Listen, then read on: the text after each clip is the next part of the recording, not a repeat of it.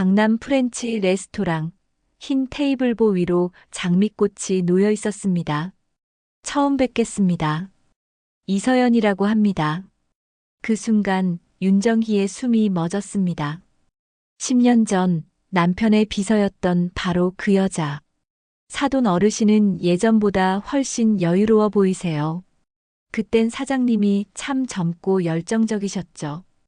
정희는 젓가락을 탁 소리나게 내려놓으며 외쳤습니다. 우리 딸 결혼 자리니까 서로 예의는 지켰으면 좋겠어요. 집으로 돌아온 밤 정희는 떨리는 목소리로 남편을 마주했습니다. 그 여자 그때 그 여자 맞죠? 10년 전 당신 비서였던 이서연. 작은 클릭 하나가 큰 힘이 됩니다. 오늘의 사연이 궁금하시다면 구독과 좋아요 부탁드립니다. 경기도 분당의 조용한 주택가, 4월의 따스한 햇살이 정갈하게 정돈된 정원 위로 쏟아집니다. 58세의 윤정희는 무릎을 꿇고 앉아 장미가지를 조심스럽게 가지치기 하고 있었습니다. 가위질 하나하나가 섬세했죠.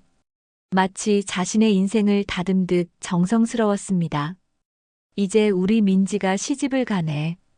정희는 혼잣말을 중얼거리며 미소를 지었습니다.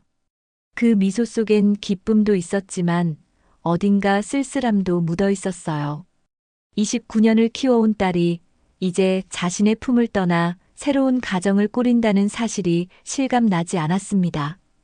남편 사업도 이제 안정됐고 참 고생 끝에 여기까지 왔어. 정희의 시선이 집 안쪽으로 향했습니다.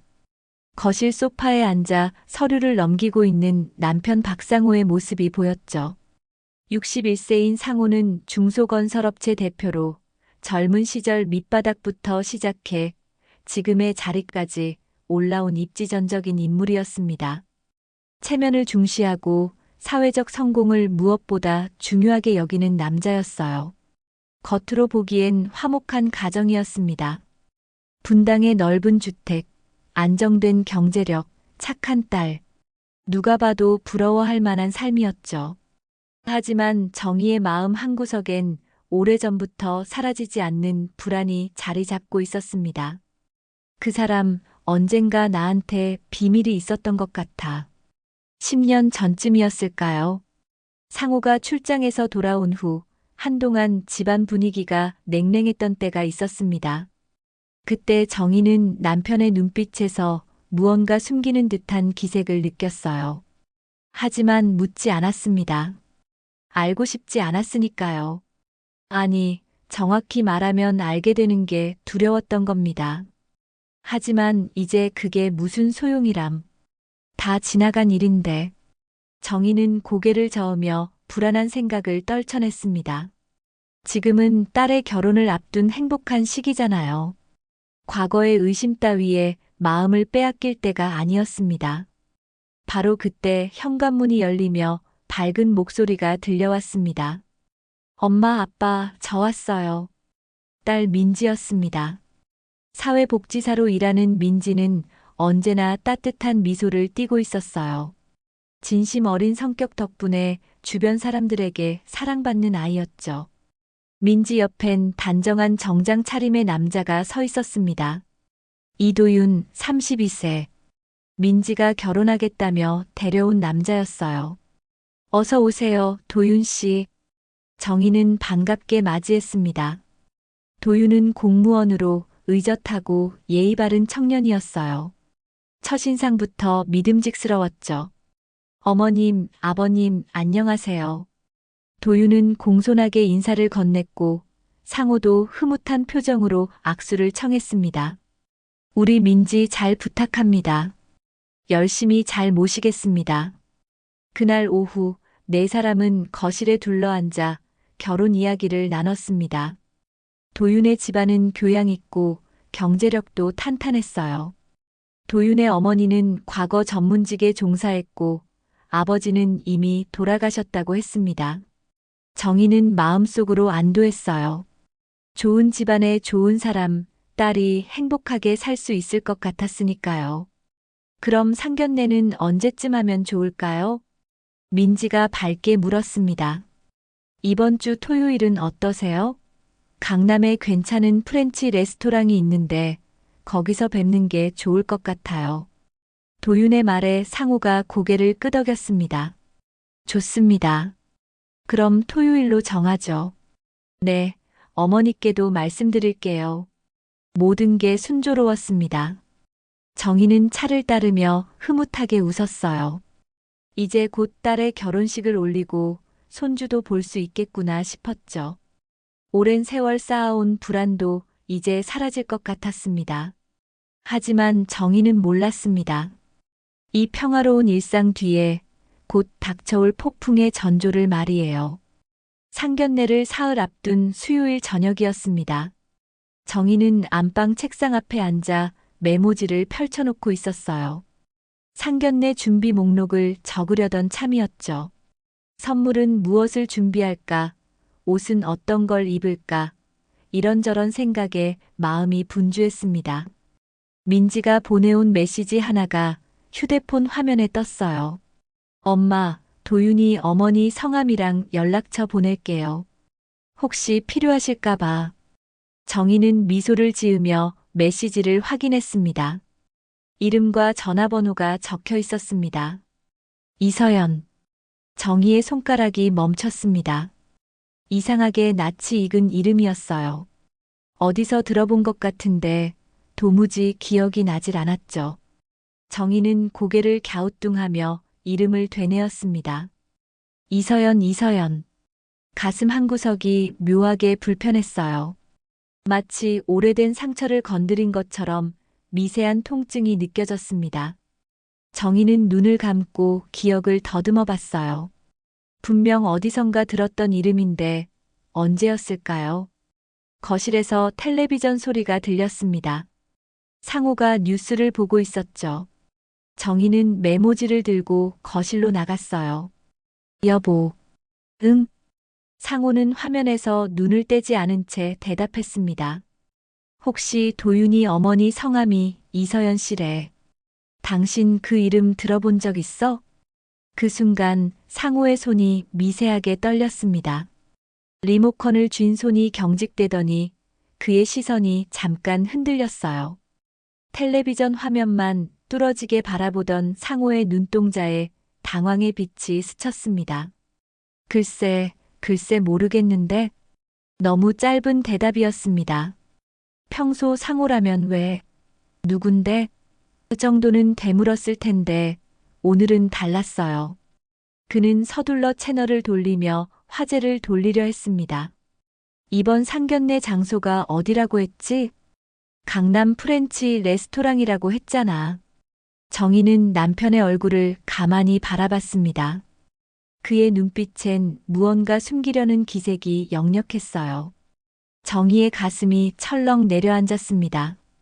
이 느낌, 이 분위기. 분명 10년 전에도 느꼈던 감각이었어요. 그날 밤 정희는 잠을 이룰 수 없었습니다. 천장만 바라보며 기억을 되짚어 봤어요. 10년 전 상우가 부산 출장을 다녀온 뒤였죠. 그때 남편은 한동안 말수가 줄었고 집안 분위기는 냉랭했습니다. 정희가 무슨 일 있어? 라고 물으면 상우는 사업 때문에 피곤하다며 말을 돌렸어요. 그런데 어느 날 밤 정희는 우연히 남편의 전화 통화를 엿듣게 됐습니다. 서연 씨, 이제 그만 연락하지 말아요. 나도 가정이 있는 사람이라고. 당시엔 확신할 수 없었어요. 그냥 업무상 알게 된 여직원일 거라 생각하려 했습니다. 아니, 생각하고 싶었던 거죠. 그래서 정희는 묻지 않았어요. 알고 싶지 않았으니까요. 그 이름이 이서연이었나? 정희는 이불을 움켜쥐었습니다. 가슴이 답답했어요. 10년 전 외면했던 진실이 이제 사돈이라는 이름으로 다시 눈앞에 나타나려 하고 있었습니다. 설마 그 여자일 리 없어. 정희는 스스로를 다독였습니다. 세상에 동명이인이 얼마나 많은데요. 그저 우연일 뿐이라고, 괜한 의심이라고 생각하려 했어요. 하지만 남편의 흔들리던 눈빛이 자꾸만 떠올랐습니다. 그 짧은 대답, 서둘러 화제를 돌리던 모습. 모든 게 수상했어요. 토요일에 보면 알겠지. 정희는 눈을 감았습니다. 그러나 잠은 오지 않았어요. 불안이 온몸을 감쌌고 가슴속 어딘가에서 차가운 예감이 스멀스멀 올라왔습니다. 옆에 누워 코를 고는 남편을 바라보며 정희는 조용히 중얼거렸습니다. 제발 내 예감이 틀렸으면 좋겠어. 하지만 깊은 곳에선 이미 알고 있었습니다. 평화로웠던 일상이 곧 무너질 거라는 걸요.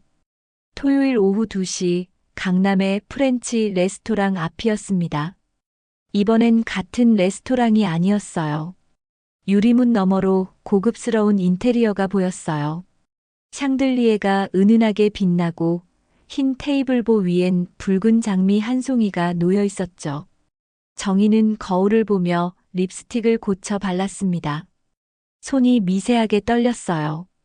지난 사흘 동안 잠을 제대로 이루지 못했거든요. 밤마다 그 이름이 머릿속을 맴돌았습니다. 이서연, 이서연. 엄마, 괜찮아요? 안색이 안 좋아 보여요. 민지가 걱정스러운 눈빛으로 물었습니다. 아니야, 괜찮아. 그냥 조금 긴장돼서 그래. 정희는 억지로 미소를 지었어요. 딸 앞에서 불안한 모습을 보일 순 없었습니다. 오늘은 민지의 인생에서 중요한 날이니까요. 상호는 정장 차림으로 의젓하게 서 있었어요. 하지만 정희는 알 수 있었습니다. 남편도 긴장하고 있다는 걸요. 지난 사흘 동안 남편은 평소보다 말수가 적었고 정희의 눈을 제대로 마주치지 못했어요. 들어가실까요? 도윤이 문을 열어주며 말했습니다. 정희는 깊은 숨을 들이마시고 레스토랑 안으로 들어섰어요. 창가 쪽 테이블에 한 여인이 앉아 있었습니다. 단정한 베이지색 투피스를 입은 그 여인은 우아하게 차를 마시고 있었죠. 그녀가 고개를 들었습니다. 어서 오세요. 처음 뵙겠습니다. 이서연이라고 합니다. 그 순간 정희의 온몸이 굳어버렸습니다. 숨이 멎는 것 같았어요. 심장이 귓가에서 쿵쾅거렸죠. 그녀였습니다. 10년 전 남편의 회사 비서로 있던 바로 그 여자. 눈매, 목소리, 입가의 미소까지 모든 게 그대로였어요. 세월이 흘렀지만 정희는 단번에 알아볼 수 있었습니다. 몇 번이고 사진으로 봤던 그 얼굴이었으니까요. 정희의 손에 쥐어진 핸드백이 바닥으로 떨어질 뻔했습니다. 어머님, 괜찮으세요? 민지가 황급히 정희의 팔을 붙잡았어요. 응, 갑자기 어지러워서. 정희는 가까스로 의자에 앉았습니다. 손이 떨려서 물잔을 제대로 잡을 수조차 없었어요. 서연은 그런 정희를 보며 미묘한 미소를 지었습니다. 마치 이 상황을 즐기고 있는 듯한 표정이었죠. 처음 뵙는데 긴장되시나 봐요. 저도 떨리네요. 서연의 목소리는 차분했습니다. 하지만 그 눈빛엔 날카로운 무언가가 담겨 있었어요. 정희는 남편을 돌아봤습니다. 상호는 창밖만 바라보고 있었죠. 그의 얼굴은 창백했고 이마엔 땀이 맺혀 있었어요. 사돈 어르신, 처음 뵙겠습니다.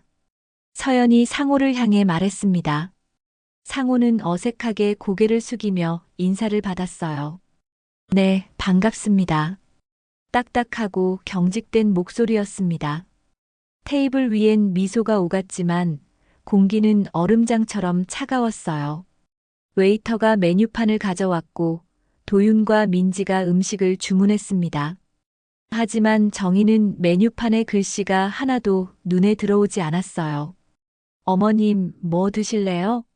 민지가 물었지만 정희는 대답할 수 없었습니다. 그저 고개만 저을 뿐이었죠. 식사가 시작됐습니다. 서연은 자연스럽게 대화를 이끌어갔어요. 우리 도윤이가 민지 씨 이야기를 정말 많이 하더라고요. 착하고 따뜻한 아이라고요. 민지가 수줍게 웃었습니다. 하지만 정희는 웃을 수 없었어요. 서연의 시선이 자꾸만 상호를 향했거든요. 그리고 그때마다 상호는 눈길을 피했습니다. 사돈 어르신은 정말 성공하셨어요. 서연이 상호를 보며 말했습니다. 예전보다 훨씬 여유로워 보이세요. 그 말에 정희의 손이 멈췄습니다. 예전보다? 정희는 서연을 똑바로 쳐다봤어요. 예전보다요? 두 분이 전에 아셨나요? 서연은 잠시 입을 다물었다가 천천히 대답했습니다. 아, 예전에 회사 일로 잠깐 뵌 적이 있어요. 그죠, 사장님? 상호는 당황한 듯 헛기침을 했습니다. 아, 그래. 아주 오래전에 업무상으로 잠깐. 그땐 사장님이 참 젊고 열정적이셨죠. 서연의 입꼬리가 미묘하게 올라갔습니다. 그 미소엔 의미심장한 뭔가가 담겨 있었어요. 정희의 가슴 속에서 분노가 치밀어 올랐습니다. 정희는 젓가락을 탁 소리나게 내려놓았어요. 우리 딸 결혼 자리니까 서로 예의는 지켰으면 좋겠어요. 테이블 위에 침묵이 흘렀습니다. 민지는 어리둥절한 표정으로 어머니를 봤고 도유는 난처한 얼굴로 고개를 숙였어요. 서연은 여전히 미소를 지은 채 차를 홀짝였습니다. 그날의 상견례는 그렇게 끝났습니다. 어색하고 차갑고 불편한 자리였죠. 상견례가 끝나고 집으로 돌아오는 차 안은 무겁게 침묵으로 가득했습니다. 민지는 뒷좌석에서 불안한 표정으로 창밖만 바라봤고 상호는 핸들을 꽉 쥔 채 앞만 똑바로 응시했어요. 정희는 조수석에 앉아 주먹을 꽉 쥐고 있었습니다. 손톱이 손바닥에 파고들 정도로 세게요. 집에 도착하자마자 민지는 자기 방으로 들어가 버렸습니다. 분위기가 이상하다는 걸 눈치챈 거였죠. 정희는 거실 소파에 앉아 신발도 벗지 않은 채 멍하니 허공을 바라봤어요. 상호가 넥타이를 풀며 조심스럽게 입을 열었습니다. 오늘 좀 피곤하네. 먼저 씻을게. 잠깐만요. 정희의 목소리는 낮고 차가웠습니다. 상호의 발걸음이 멈췄어요. 그 여자 그때 그 여자 맞죠? 무슨 소리야? 10년 전 당신 비서였던 그 여자. 이서연. 맞죠? 상호는 돌아서지 않았습니다. 등만 보인 채 한참을 그렇게 서 있었어요. 그 침묵이 이미 대답이었습니다. 지나간 일이야. 다 끝난 일이고. 정희는 웃음이 나왔습니다. 비웃음이었죠. 끝난 일. 그 여자가 사돈이 됐는데도 끝난 일이에요? 목소리 좀 낮춰. 민지 들어. 민지가 듣든 말든 상관없어요. 당신 지금 무슨 짓을 한 건지 알아요? 정희는 소파에서 벌떡 일어났습니다. 눈물이 핑 돌았지만 참았어요. 울면 지는 것 같았거든요. 내가 10년 전에 느꼈던 그 불안이 맞았던 거잖아요. 당신 그 여자랑 뭔가 있었던 거 맞죠? 상호는 천천히 돌아섰습니다. 그의 얼굴은 지쳐 보였어요. 변명할 기력조차 없는 듯한 표정이었죠. 한순간의 실수였어. 정말 한순간이었다고. 한순간이요? 한순간의 실수가 10년이 지나 우리 딸 결혼에 나타났는데요. 정희의 목소리가 떨렸습니다. 분노보다는 배신감이 더 컸어요. 믿었던 사람에게 철저히 속았다는 그 허탈함이 가슴을 짓눌렀습니다. 당신 그동안 나한테 거짓말한 거예요. 나 혼자 바보처럼 모르는 척하고 살았는데 당신은 그걸 알면서도 아무렇지 않게 살았던 거잖아요. 미안해. 미안하다고요? 그 말로 다 되는 줄 알아요? 정희는 소파 쿠션을 집어 던졌습니다. 상호는 피하지 않았어요. 그저 고개를 숙인 채 서 있을 뿐이었죠. 그날 밤 두 사람은 각자의 방에서 잠을 청했습니다. 아니, 청했다기보단 뜬 눈으로 밤을 지새웠죠. 이틀이 지났습니다. 정희는 민지에게 아무 말도 하지 않았어요. 딸에게 이 사실을 알리는 게 옳은 일인지 확신이 서지 않았거든요. 결혼을 앞둔 딸에게 이런 충격을 줘도 되는 걸까요? 그런데 월요일 오후 정희의 휴대폰에 낯선 번호로 문자 한 통이 왔습니다. 발신자는 이서연이었어요. 윤 여사님, 우리 과거는 우리끼리 묻어두죠. 아이들 일엔 끼지 마세요. 정희는 휴대폰을 보며 이를 악물었습니다. 피가 거꾸로 솟는 것 같았어요. 저 여자는 지금 뭘 믿고 이런 문자를 보내는 걸까요? 마치 자신이 정희보다 우위에 있다는 듯한 태도였습니다. 정희는 당장 전화를 걸고 싶었지만 참았어요. 감정적으로 대응하면 지는 거라는 걸 알았거든요. 대신 정희는 서랍 깊숙이 넣어뒀던 오래된 수첩을 꺼냈습니다. 10년 전 정희가 남편의 외도를 의심하며 몰래 적어뒀던 기록들이었어요. 출장 날짜, 이상한 영수증들, 그리고 이서연이라는 이름. 이제 더 이상 모른 척할 수 없어. 정희는 수첩을 꼭 안고 창밖을 바라봤습니다. 하늘은 잔뜩 흐려 있었고 곧 비가 내릴 것 같았어요. 바로 그때 현관문이 열리는 소리가 들렸습니다. 민지였어요. 딸은 평소와 달리 얼굴이 굳어 있었습니다. 손에는 휴대폰을 꽉 쥐고 있었죠. 엄마. 민지의 목소리가 떨렸습니다. 도윤이 어머니한테 전화가 왔어요. 도윤이랑 얘기 좀 하자고. 그런데 통화 중에 이상한 말을 들었어요. 정희의 가슴이 철렁 내려앉았습니다. 무슨 말? 도윤이 어머니가 아버지 이름을 불렀어요. 박상호 사장님이라고. 예전에 인연이 있었다고요. 민지는 눈물을 글썽이며 어머니를 바라봤습니다. 엄마, 이게 무슨 말이에요? 아빠랑 도윤이 어머니가 무슨 사이예요? 정희는 입을 열 수 없었습니다. 이제 더 이상 숨길 수 없게 됐어요. 정희는 딸의 눈을 똑바로 마주볼 수 없었습니다. 민지의 떨리는 목소리, 눈물 가득한 눈동자. 그 모든 게 정희의 가슴을 찢어 놓았어요. 엄마, 대답해 주세요. 아빠랑 도윤이 어머니가 무슨 사이냐고요. 민지는 한 걸음 더 다가왔습니다. 정희는 소파에 주저앉으며 고개를 떨궜어요. 민지야, 미안해. 미안하다니요? 뭐가 미안한데요? 민지의 목소리가 점점 커졌습니다. 평소 온화하던 딸이 이렇게 감정을 드러내는 건 처음이었어요. 말해주세요, 엄마. 제가 알아야 할 권리가 있잖아요. 제 결혼인데. 정희는 깊은 한숨을 내쉬었습니다. 이제 더 이상 숨길 수 없다는 걸 알았어요. 진실은 언젠가 드러나기 마련이니까요. 10년 전에 아빠가 실수를 한 적이 있어. 회사 일로 부산 출장을 갔을 때 그때 비서로 있던 사람이 이서연이었어. 민지의 얼굴이 창백해졌습니다. 설마 아빠가 외도를? 한순간의 실수였다고 아빠는 말했어. 그리고 그 일은 끝났다고 생각했지. 그런데 그 사람이 지금 도윤이 어머니였던 거야. 민지는 벽에 기대섰습니다. 다리에 힘이 풀린 듯 했어요. 손으로 얼굴을 가리며 흐느꼈습니다. 어떻게 이럴 수가 있어요? 정희는 딸을 끌어안았습니다. 하지만 민지는 어머니를 밀쳐냈어요. 왜 진작 말 안 하셨어요? 왜 상견례 자리에서 아무 말도 안 하셨어요? 확신이 없었어. 그리고 내가 행복하길 바랐으니까. 혹시 내가 잘못 본 건 아닐까 싶었어. 잘못 본 게 아니잖아요. 도윤이 어머니가 직접 말했다고요. 아빠와 인연이 있었다고. 민지는 소파에 털썩 주저앉았습니다.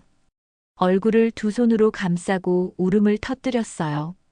정희는 옆에 앉아 딸의 등을 쓰다듬었지만 아무 위로도 되지 않았습니다. 바로 그때 현관문이 열렸습니다. 상호였어요. 그는 거실로 들어서다가 우는 딸을 보고 얼어붙었습니다. 민지야. 민지는 고개를 번쩍 들었습니다. 눈물과 콧물로 범벅이 된 얼굴로 아버지를 노려봤어요. 아빠, 정말이에요? 도윤이 어머니랑 그런 사이였어요? 상호는 말문이 막혔습니다. 입술만 달싹거릴 뿐 아무 말도 나오지 않았어요. 대답해 주세요. 민지의 절규에 상호는 무릎을 꿇었습니다. 미안하다, 민지야. 정말 미안해. 그 순간 민지는 소파에서 벌떡 일어났습니다. 미안하다고요? 그 말로 다 되는 줄 알아요? 아빠 때문에 내 인생이 엉망이 됐는데. 민지야, 진정해.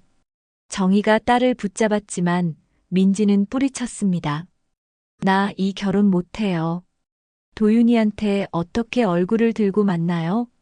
우리 아빠가 도윤이 어머니랑 그런 사이였는데. 민지는 가방을 집어들고 밖으로 나갔습니다. 정희가 뒤를 쫓아나갔지만 민지는 이미 차에 올라타 시동을 걸고 있었어요. 민지야, 어디 가니? 위험해. 혼자 있고 싶어요. 차는 그렇게 어둠 속으로 사라졌습니다. 정희는 빈 주차장에 멍하니 서 있었어요. 차가운 밤바람이 뺨을 스쳤지만 아무것도 느껴지지 않았습니다. 집으로 돌아온 정희는 거실 소파에 앉아 있는 상호를 봤어요. 남편은 고개를 떨군 채 꼼짝도 하지 않았습니다. 이제 어떻게 할 건데요? 정희의 목소리는 지쳐 있었습니다. 내가 모든 걸 정리할게. 정리요? 어떻게요? 이미 다 망가졌는데. 상호는 대답하지 못했습니다. 정희는 남편을 보며 천천히 말했어요. 당신이 만든 상처는 이제 내가 마무리할 거예요. 더 이상 당신한테 기대지 않을 거예요. 그날 밤 정희는 결심했습니다. 이 문제를 끝내기 위해서는 서연을 직접 만나야 한다고요. 과거의 진실을 똑바로 마주하고 딸을 위해서라도 이 상황을 정리해야 했습니다. 다음 날 아침 정희는 서연에게 문자를 보냈습니다. 내일 오후 3시 분당 중앙공원 카페에서 봅시다. 꼭 나와주세요. 잠시 후 답장이 왔습니다. 알겠습니다. 정희는 휴대폰을 내려놓고 창밖을 바라봤습니다. 하늘은 여전히 흐렸지만 구름 사이로 희미하게 햇살이 비치고 있었어요. 정희는 주먹을 꽉 쥐었습니다. 이제 끝을 내야 해. 두려웠지만 피할 수 없는 일이었습니다. 딸을 위해서 그리고 자신을 위해서라도 이 싸움을 끝까지 해내야 했어요. 다음 날 오후 3시 분당 중앙공원 안에 자리한 작은 카페였습니다. 창밖으론 연못이 보였고 바람에 흔들리는 버드나무 가지가 물결을 그렸어요. 정희는 창가 자리에 앉아 차가운 아메리카노를 손에 쥐고 있었습니다. 떨리는 손을 진정시키려 컵을 꽉 쥐었지만 소용없었어요. 오후 3시 정각 카페 문이 열렸습니다. 이서연이 들어섰어요. 검은색 원피스에 선글라스를 쓴 그녀는 천천히 정희가 앉은 자리로 걸어왔습니다. 선글라스를 벗어 테이블 위에 놓으며 자리에 앉았죠. 오랜만입니다, 윤 여사님. 서연의 목소리는 담담했습니다. 정희는 그녀를 똑바로 바라봤어요. 당신, 왜 내 가정을 무너뜨렸어요? 직설적인 질문이었습니다. 서연은 잠시 미소를 지었어요. 씁쓸한 미소였죠. 무너뜨린 건 제가 아니에요. 당신 남편이에요. 그 사람을 유혹한 건 당신이잖아요. 유혹이요? 서연은 웃음을 터뜨렸습니다. 하지만 그 웃음엔 슬픔이 담겨 있었어요. 전 그저 외로웠을 뿐이에요. 남편을 잃고 혼자 아이를 키우며 힘들게 살던 시절이었죠. 박 사장님은 그때 유일하게 저를 위로해준 사람이었어요. 정희는 주먹을 쥐었습니다. 위로요? 그게 남의 남편한테 기대는 이유가 돼요? 당신은 모를 거예요. 혼자 아이를 키우며 매일 밤 우는 게 얼마나 힘든지, 아무도 손 내밀어주지 않는 세상에서 살아남는 게 얼마나 외로운지. 서연의 목소리가 떨렸습니다. 처음으로 그녀의 얼굴에 감정이 드러났어요. 전 나쁜 사람이 되고 싶지 않았어요. 하지만 살아야 했어요. 아이를 위해서라도요. 정희는 잠시 말을 잃었습니다. 서연의 눈빛에서 진심이 느껴졌거든요. 하지만 곧 정신을 차렸습니다. 그렇다고 해도 지금 당신이 한 짓은 용서받을 수 없어요. 우리 딸이 얼마나 힘들어하는지 알아요? 알아요. 서연은 고개를 끄덕였습니다. 우리 도윤이도 어젯밤 한숨도 못 잤어요. 민지 씨한테 전화했는데 받지 않는다고 밤새 울더라고요. 정희는 입술을 깨물었습니다. 두 아이 모두 고통받고 있다는 사실이 가슴을 찢었어요. 그럼 지금은 왜 나타난 거예요? 10년 전 일을 묻어뒀으면 그냥 모른 척할 수도 있었잖아요. 서연은 창밖을 바라봤습니다. 한참 동안 침묵이 흘렀어요. 그리고 천천히 입을 열었습니다. 복수하고 싶었어요. 정희의 눈이 커졌습니다. 복수요? 네. 저는 제 젊음을 다 바쳤어요. 박 사장님을 믿었고 그 사람이 저를 지켜줄 거라 생각했죠. 하지만 그 사람은 저를 버렸어요. 당신 때문에요.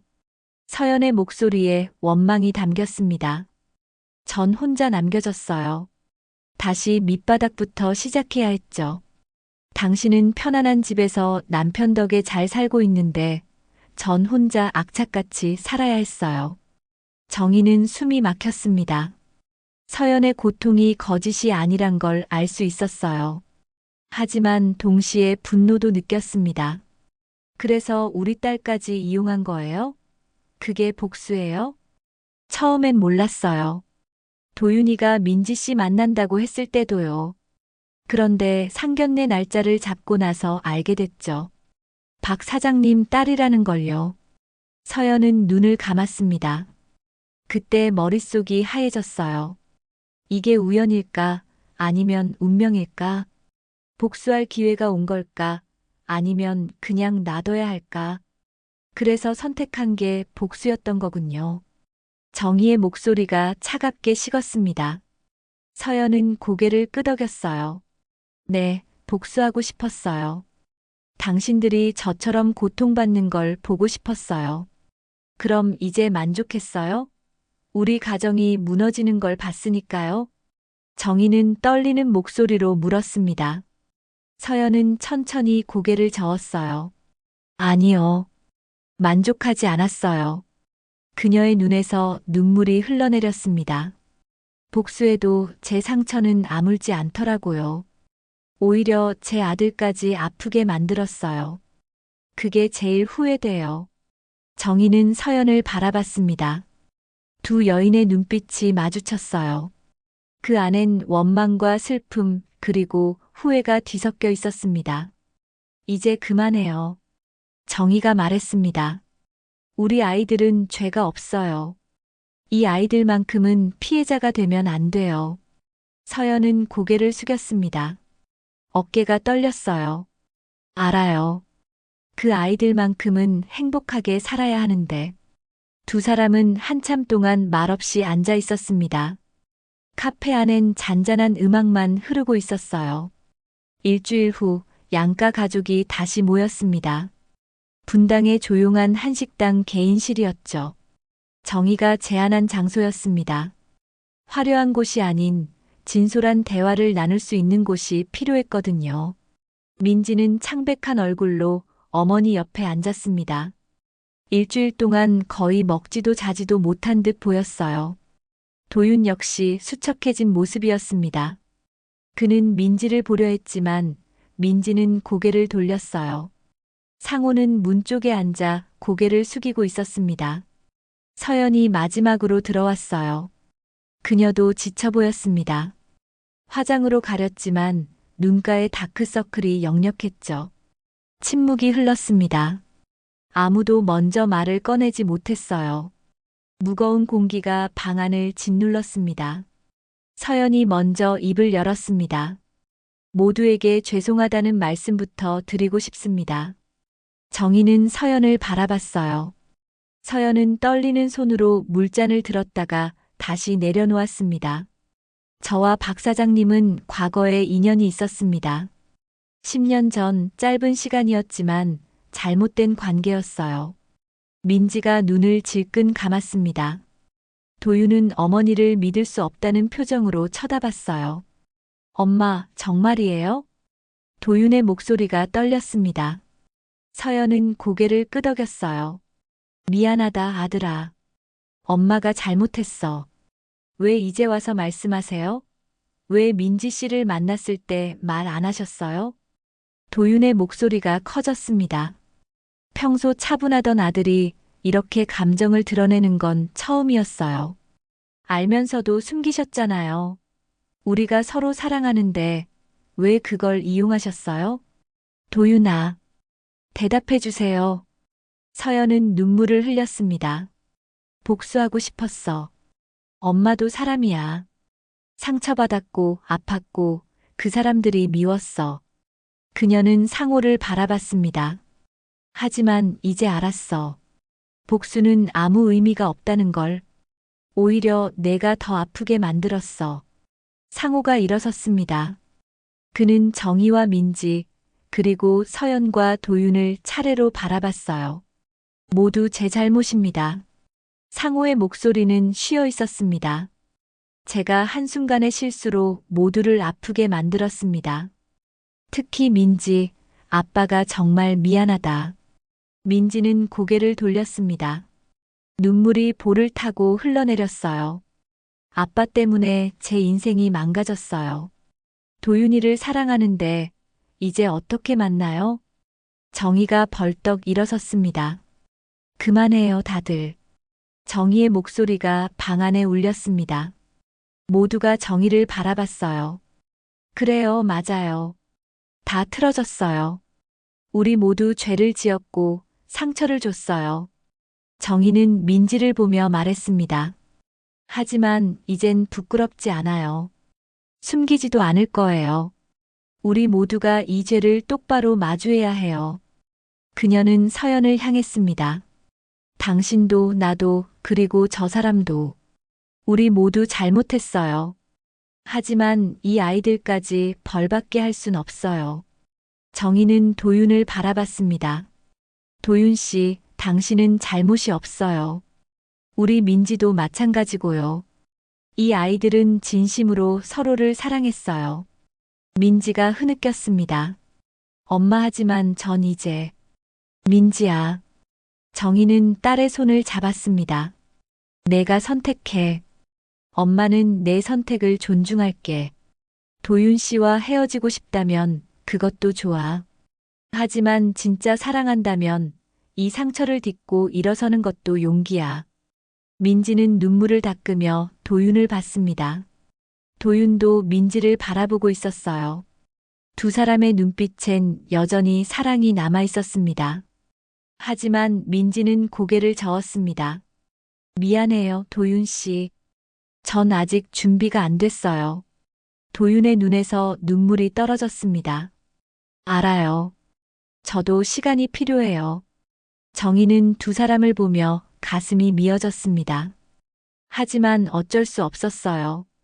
이건 어른들이 만든 상처였고 그 대가를 아이들이 치르고 있었으니까요. 서연이 일어섰습니다. 윤 여사님, 정말 죄송합니다. 제가 감정에 휩싸여서 큰 실수를 했어요. 정희는 고개를 끄덕였습니다. 이제 그만해요. 더 이상 서로 상처 주지 말아요. 그날의 자리는 그렇게 끝났습니다. 결혼은 백지가 됐어요. 두 아이는 각자의 길을 가기로 했습니다. 아픔을 안고서요. 석 달이 흘렀습니다. 다시 봄이 왔어요. 분당의 정원엔 개나리가 노랗게 피어나고 목련이 하얀 꽃잎을 펼치고 있었습니다. 정희는 무릎을 꿇고 앉아 흙을 만지고 있었어요. 새로 심은 장미 묘목에 물을 주며 조용히 미소 지었습니다. 엄마, 제가 할게요. 민지가 다가와 물조리개를 건네받았습니다. 딸의 얼굴엔 예전의 생기가 조금씩 돌아오고 있었어요. 완전히 회복된 건 아니었지만 더 이상 눈물만 흘리지는 않았습니다. 민지야, 오늘 날씨 참 좋다. 그러게요. 이제 진짜 봄이 온 것 같아요. 두 사람은 나란히 앉아 정원을 가꿨습니다. 어머니와 딸 그저 묵묵히 흙을 만지며 시간을 보냈어요. 말이 많이 필요하진 않았습니다. 함께 있다는 것만으로도 위로가 됐으니까요. 상호는 2달 전 집을 떠났습니다. 지방 현장으로 내려가 그곳에서 지내고 있었어요. 주말마다 집에 들르긴 했지만 예전처럼 함께 살지는 않았습니다.